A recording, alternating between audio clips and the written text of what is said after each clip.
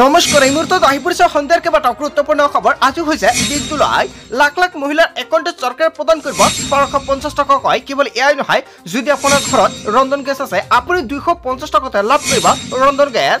কিন্তু কেনেকৈ মুখ্যমন্ত্ৰী হিমন্ত বিশ্ব শৰ্মাই বিস্তাৰিতভাৱে আলোচনা কৰিলে। লগতে লাখ লাখ কৃষকৰ একাউণ্টত চৰকাৰে প্ৰদান কৰিব 2000 টকা। PM কিষাণৰ 20 নম্বৰ কিস্তিক লৈ কেইবাটাও গুৰুত্বপূৰ্ণ আপডেট প্ৰকাশ কৰিছে কেন্দ্ৰ চৰকাৰে। লগতে লাখ লাখ গোটৰ মহিলাৰ একাউণ্টত সোমাব 10,000 টকা। মাছত কেইটাদিনমান বাকী আছে। ৰেচন কাৰ্ডৰ হিতাধিকাৰীৰ বাবে আহি গ'ল ডাঙৰ খবৰ। এতিয়াৰ পৰা নতুন পদ্ধতিতে ল'ব লাগিব ৰেচন, অন্যথা আপুনি ৰেচনৰ চাউল নাপাব। লগতে কেইবাটাও সুবিধা লাভ কৰিব জনতাই।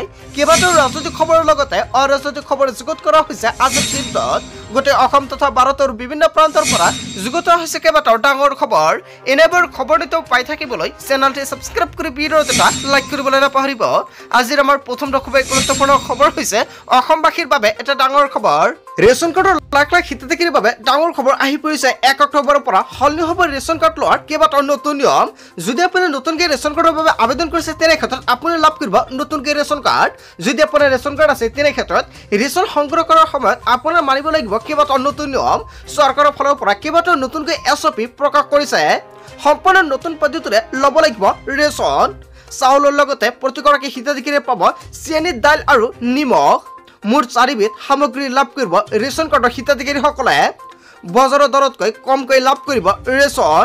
প্ৰতি কেজি চেনি লাভ কৰিব মাত্ৰ 38 টকাত আৰু প্ৰতি কেজি মচুৰ দাইল লাভ কৰিব মাত্ৰ 69 টকাত। প্ৰতি কেজি নিমখ লাভ কৰিব মাত্ৰ 10 টকাত।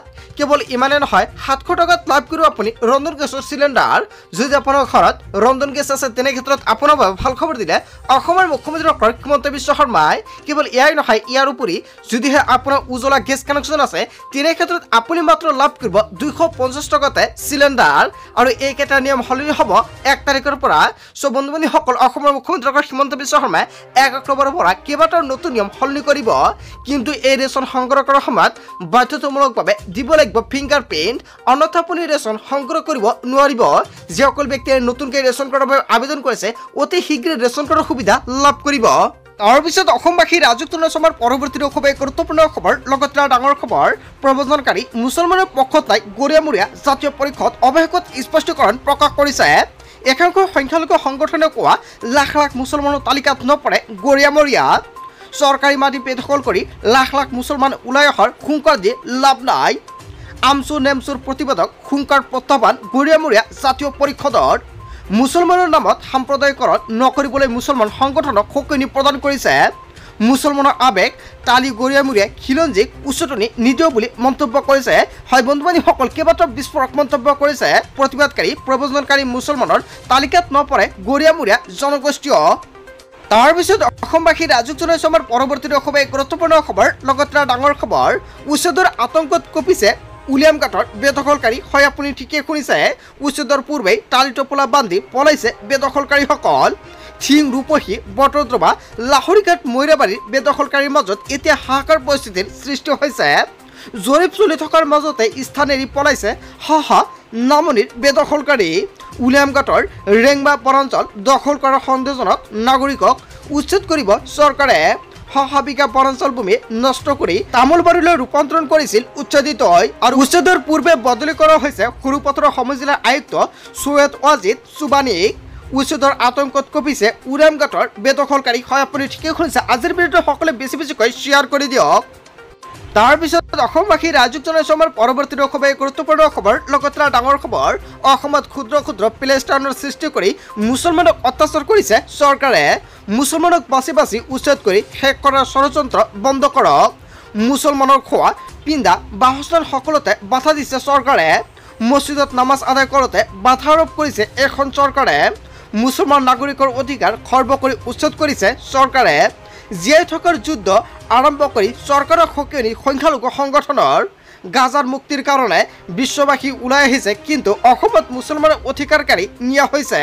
কেৱল এয়াই নহয়, ন্যায়ালয়ৰ নিৰ্দেশ মানিবলৈ মুখ্যমন্ত্ৰী সকিয়নি দি প্ৰতিবাদত মিয়া পৰিষদ অসম সংখ্যালঘু সংগ্ৰাম পৰিষদৰ তৰফৰ পৰা কেইবাটাও ডাঙৰ মন্তব্য কৰা হৈছে।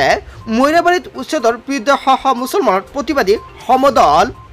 অমানৱীয় উচ্ছেদ বন্ধ কৰি উচ্ছেদিত মুছলমানক সংস্থাপন প্ৰদানৰ দাবী উত্থাপিত কৰিছে অসমত ক্ষুদ্ৰ ক্ষুদ্ৰ প্লেষ্টানৰ সৃষ্টি কৰি মুছলমানক অত্যাচাৰ কৰি আছে চৰকাৰে হয় বন্ধু বান্ধৱীসকল যিকেইটা অভিযোগ উত্থাপিত কৰা হৈছে জনতাই কি ক'ব যদি হয় নিশ্চয় কমেণ্ট কৰি জনাই দিব তাৰ পিছত অসমবাসী ৰাজক জনাইছে আমাৰ পৰৱৰ্তী খুবেই গুৰুত্বপূৰ্ণ খবৰ লগতে ডাঙৰ খবৰ পুৱাৰ পৰা জিলাই জিলাই আৰম্ভ হৈছে প্ৰচণ্ড বৃষ্টিপাত কেৱল এয়াই নহয় প্ৰচণ্ড গৰমৰ পৰা সকা দিয়াৰ লগতে কৃষক ৰাইজৰ অপেক্ষাৰ অন্ত পুৱাৰে পৰা মহানগৰীৰ লগতে উজনি নামনিৰ প্ৰান্তে প্ৰান্তে বৰষুণ আপোনাৰ জিলাত বৰ্তমান বতৰ কেনেকুৱা নিশ্চয় কমেণ্ট বক্সত জনাই দিব কমেণ্ট বক্স খোলা আছে আজি 7খন জিলালৈ প্ৰচণ্ড বৰষুণ আৰু বজ্ৰপাতৰ আগজননী জাৰি কৰা হৈছে ধুবুৰী দক্ষিণ শালমাৰা কোকৰাঝাৰ বঙাইগাঁও হোজাই কাৰ্বি আংলং কেৱল এয়াই নহয় পশ্চিম কাৰ্বি আংলং জিলালৈ সতৰ্কবাণী জাৰি কৰিছে বতৰ বিজ্ঞান কেন্দ্ৰৰ তৰফৰ পৰা আৰু আজিৰ দিনত আপোনাৰ জিলাত যদি বৰষুণ দি আছে বা বতৰ এতিয়ালৈকে বেয়া নিশ্চয় কমেণ্ট কৰি জনাই দিব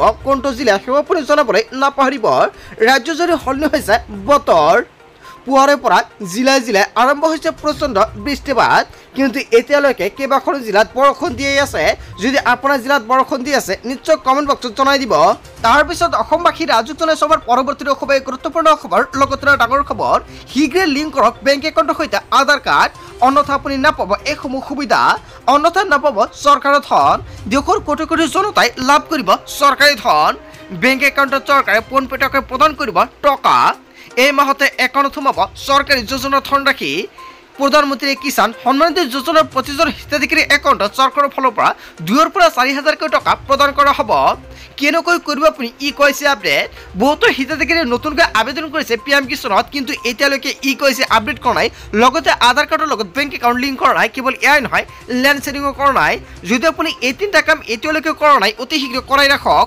অন্যথা আপোনাৰ একাউণ্টত আপুনি টকা নাপাব প্ৰথমতে লগইন কৰক pmkisan.gov.in ইয়াৰ পাছতে হোম পেজত সোঁফালে থকা কৈছে অপশ্যনত আপুনি ক্লিক কৰক ইয়াৰ পাছতে আধাৰ নম্বৰ আৰু কেপচা কোড অন্তৰ্ভুক্ত কৰক আধাৰ কাৰ্ডত থকা মোবাইল নম্বৰ অন্তৰ্ভুক্ত কৰক গেট OTP অপশ্যনত ক্লিক কৰি OTP অন্তৰ্ভুক্ত কৰক কাৰ একাউণ্টত সোমাব এই ধনৰাশি কৈছে যদি জমা দিয়া নাই শীঘ্ৰে আপুনি জমা দিয়ক বছৰত চৰকাৰে কৃষকসকলৰ একাউণ্টত 6,000কৈ টকা প্ৰদান কৰে আৰু বহুতে ৱেইট কৰি আছে পিএম কিষাণৰ 20 নম্বৰ কিস্তিৰ ধনক লৈ বহুতে ৱেইট কৰি আছে কেতিয়া প্ৰদান কৰা হ'ব 20 নম্বৰ কিস্তিৰ ধনৰাশি এই মাহতে দেশৰ কোটি কোটি কৃষকৰ একাউণ্টত সোমাব পিএম কিষাণৰ 20 নম্বৰ কিস্তিৰ ধনৰাশি কিন্তু এতিয়ালৈকে চৰকাৰৰ ফালৰ পৰা ডেটটো ঘোষণা কৰা হোৱা নাই যেতিয়া চৰকাৰৰ ফালৰ পৰা ডেটটো ঘোষণা কৰিব নিশ্চয় জানিব পাৰিব এইটো চেনেলৰ জৰিয়তে তাৰপিছত অসমবাসী ৰাজক জনাইছে আমাৰ পৰৱৰ্তী খুবেই গুৰুত্বপূৰ্ণ খবৰ লগতে ডাঙৰ খবৰ মুখ্যমন্ত্ৰী উদ্যমিতা আঁচনিত আবেদন কৰা মহিলাসকলৰ বাবে ভাল খবৰ আহি পৰিছে শীঘ্ৰে লাভ কৰিব 10,000কৈ টকা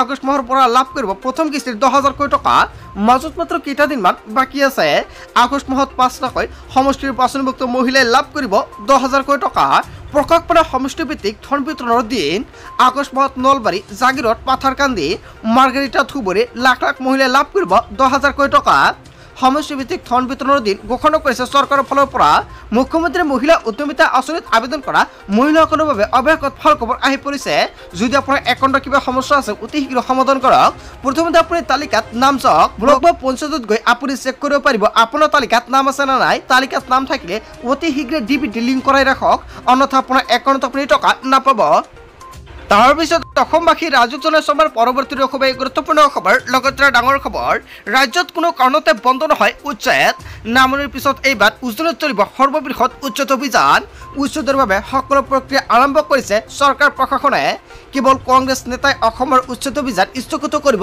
নোৱাৰিব হয় বন্ধুসকল কোনো কংগ্ৰেছ নেতাই এতিয়াৰ পৰা উচ্ছেদ অভিযানত স্থগিত কৰিব নোৱাৰিব কোনো দুষ্ট চক্ৰই ৰাজ্য অশান্ত কৰাৰ চেষ্টা কৰিলে লোৱা হ'ব কঠোৰ একশ্যন পাইকাৰী ঘটনাৰ তদন্তৰ আওতালৈ আহিব ৰাহুল গান্ধী মল্লিকাৰ্জুন খৰ্গে পাইকাৰী ঘটনাক লৈ ৰুজু কৰা হৈছে গোচৰ সমগ্ৰ ঘটনাৰ তদন্ত নকৰি কৰা হ'ব তদন্ত প্ৰয়োজনীয় তদন্তৰ আওতালৈ আহিব কংগ্ৰেছ নেতা ৰাহুল গান্ধী মল্লিকাৰ্জুন খৰ্গে সন্দেহযুক্ত নাগৰিক আৰু বেদখলকাৰীৰ বিৰুদ্ধে অধিক কঠোৰ হ'ব অভিযান উচ্ছেদক লৈ ডাঙৰ মন্তব্য কৰিছে অসমৰ মুখ্যমন্ত্ৰী ডক্টৰ হিমন্ত বিশ্ব শৰ্মাই তাৰপিছত অসমবাসী ৰাজক জনাইছে আমাৰ পৰৱৰ্তী খুবেই গুৰুত্বপূৰ্ণ খবৰ লগতে ডাঙৰ খবৰ গোৱালপাৰাৰ ৰাসখনিত উচ্ছেদৰ ইংগিত হয় বন্ধু বান্ধৱীসকল আপোনালোকে ঠিকেই শুনিছে ৰেপিড ক্ৰছ ফ'ৰ্চে চাইৰেন বজাই দিছে টহল ব্ৰজবাহনত উঠি RAF দিছে টহল পাইকাৰত সংঘটিত ঘটনাৰ পিছতে এইবাৰ স্পৰ্শকাতৰ হৈ পৰিছে পৰিৱেশ 31 তাৰিখ পৰ্যন্ত RAFে চলাব তদন্ত অতি শীঘ্ৰে গোৱালপাৰা ৰাক্ষসনীত চলিব উচ্ছেদ অভিযান ইয়াক লৈ ৰাজ্যজুৰি ডাঙৰ প্ৰতিক্ৰিয়াৰ সৃষ্টি হৈছে বন্ধু বান্ধৱীসকল গোটেই অসম তথা ভাৰতৰ বিভিন্ন প্ৰান্তৰ পৰা যুগত হৈছে কেইবাটাও ডাঙৰ খবৰ এনেবোৰ খবৰ নিতৌ পাই থাকিবলৈ চেনেলটি সাবস্ক্ৰাইব কৰি ভিডিঅ'ত এটা লাইক কৰিবলৈ নাপাহৰিব সো থ্যাংক ইউ ফৰ ৱাচিং ফুল ভিডিঅ'